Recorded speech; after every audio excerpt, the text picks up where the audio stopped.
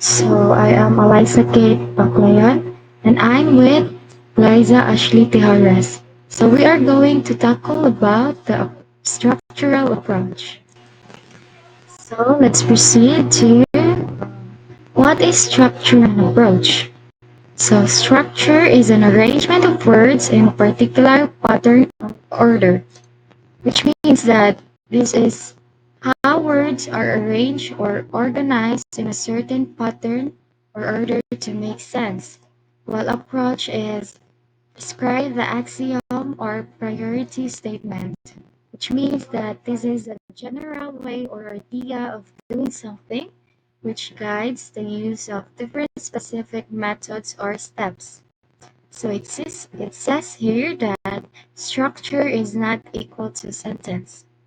Structure is a pattern to be practiced, while a sentence is a grammatical, meaningful arrangement.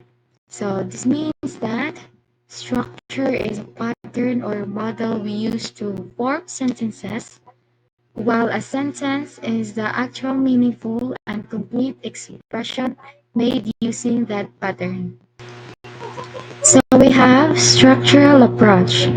According to Brewington, structural approach is a scientific study of the fundamental structure of the English language, which means that this approach is scientifically studies how the parts of the English language are organized and connected in a logical way.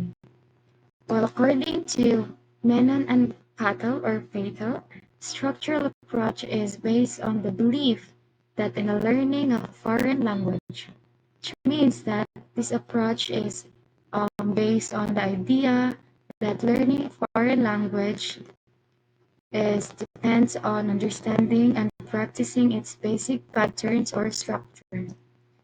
And in a view of C.S. Boundary, structural approach to English is teaching the learner certain selected structure in a certain order.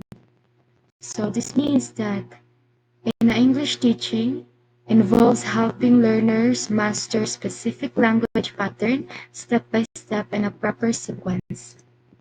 And in the words of P.D. Srivastava, structural approach is in fact the situational approach to a language. This means that it is actually the situational approach where language is taught through real-life situations. So we have here the objectives of structural approach. We have three. First one is correlate grammar and composition so that the student use grammar naturally in writing. The second one is develop the four language skills, which is listening, speaking, reading, and writing in that sequence. And the third one is uh, focus on learning through hearing and speaking, like oral method, rather than just memorizing grammar. So now we're going to discuss about the characteristics of structural approach. The first one is word order, or also known as pattern of form, which means it is the order of words in a pattern that makes true meaning clear. So to make it clear, this is the specific order in which words are arranged creates a clear and true meaning in a sentence. Changing the order of words can change by meaning entirely. So I have example here. The hunter killed the lion versus the lion killed the hunter. So the first sentence, which is the hunter killed the lion, means that the hunter is the one who are doing the killing. And the second sentence is the lion killed the hunter means that the lion is the one doing the killing. So by changing the subject and object in a sentence, the meaning shifts completely. This illustrates that words order is crucial for conveying the intended meaning accurately. So let's move forward to the second one is presence of function words. So this is use of function word or structural words are needed in structural devices, which means that these are the grammatical tools used to build a change the structural pattern of the language. I have examples here. So let's have the first one, which is I kill the snakes. I kill the snake. So the function words here is I, which is the pronoun, and the is the determiner. So let's have the second sentence, which is I shall kill the snakes. So the new function word added is the shall, which is changes the tense or mood. So let's proceed. The third one is I shall be killing the snake.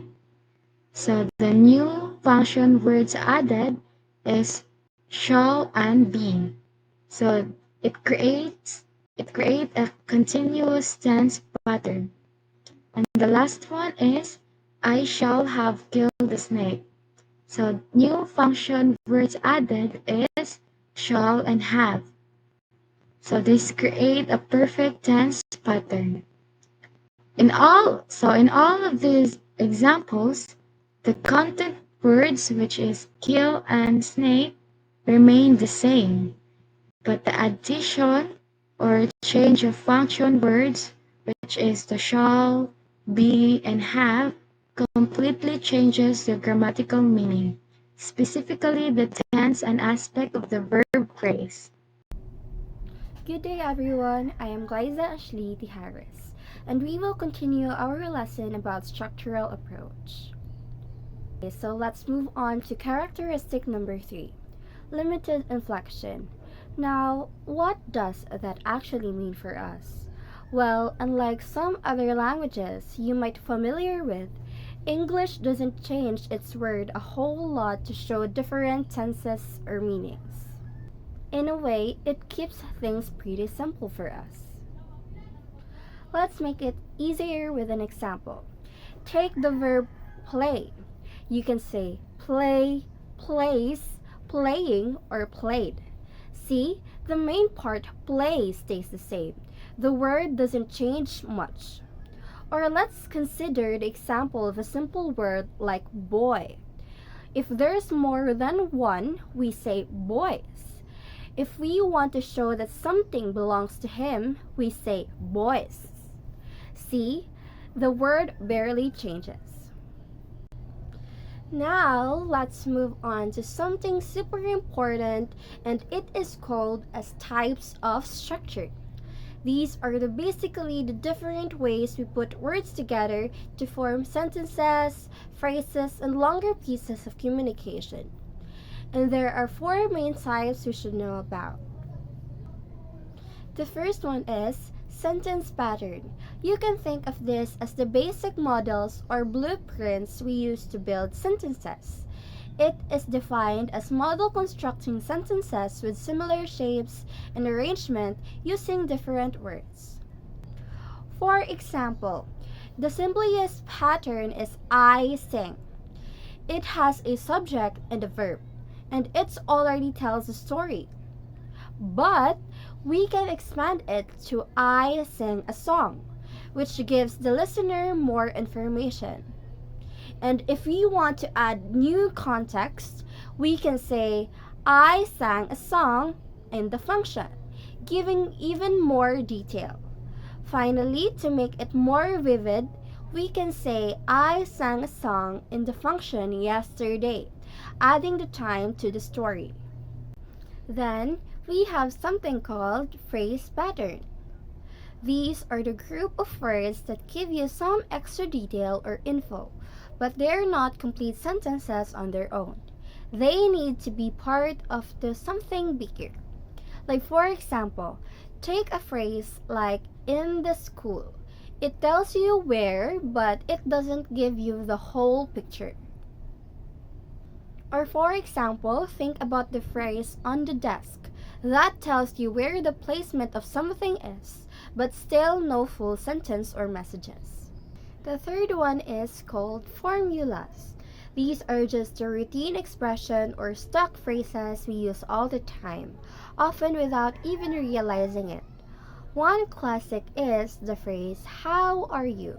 It is a basic way to start a conversation. And during mornings, people say good morning as a routine of greeting. The last thing is idioms. They're phrases where the whole expression has a special meaning that's different from the literal meanings of an individual word.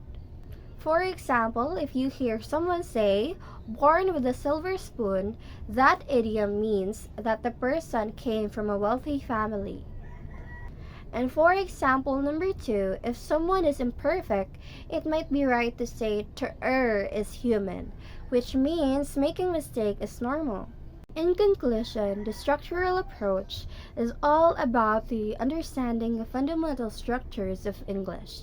It emphasizes the importance of word order and sentence pattern, helping learners recognize how sentences are built. By mastering these structures, you can develop a solid foundation in English and communicate more accurately and confidently. That's all. Thank you.